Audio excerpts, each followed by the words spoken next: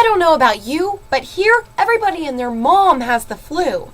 The flu in February? What a concept. Do you have the flu? If you do, please refrain from sneezing, coughing, or even breathing into your monitor. Because if you get me sick, somebody's going to have to go a little black belt ninja on ya. And that's not something you want. Because you see, 2 weeks ago, I had the flu. I feel sick and achy and my head hurts. I just want to die. So I went to see the school nurse.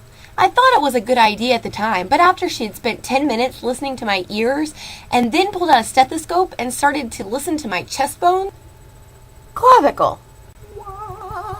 and then my right scapula,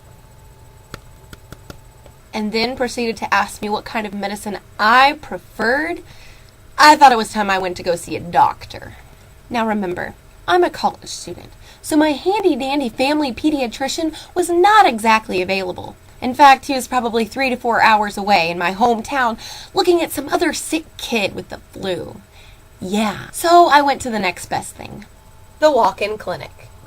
And by next best thing, I really mean I would rather shoot myself in the foot than go into that place, walk-in clinic.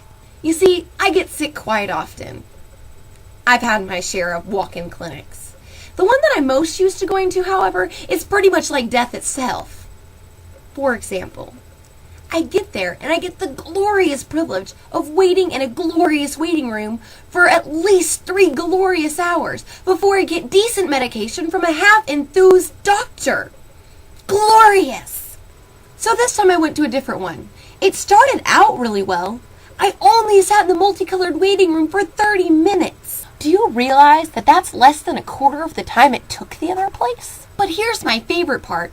After the doctor had checked everything out, he looks at me and says, "I think you're congested."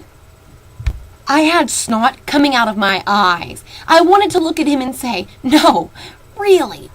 So he wrote me a prescription and booted me out the door. So I walked to the counter to pick up my prescription and pay my overwhelming bazillion-dollar bill. But what I didn't realize was that Dr. Genius had prescribed me some over-the-counter medication that I could have bought at the candy aisle at Walmart.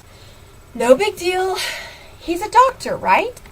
The next morning I woke up with 103.7 fever, shaking. So I went back. I told them that if they didn't get me real medicine, I might have to go a little ninja on them. They gave me my meds. Hello, medicine. That's right. I got my antibiotics. Moral of the story? Don't get sick and go to a bad doctor. Go to a good doctor. Anywho, special thanks to a couple people for commenting on last week's vids. I got some great cookie ideas. Banana marshmallow 20? Pinwheels? It's kind of like chocolate-covered marshmallows and stuff. I gotta try that. Julescavalier says she likes Hob Nobs.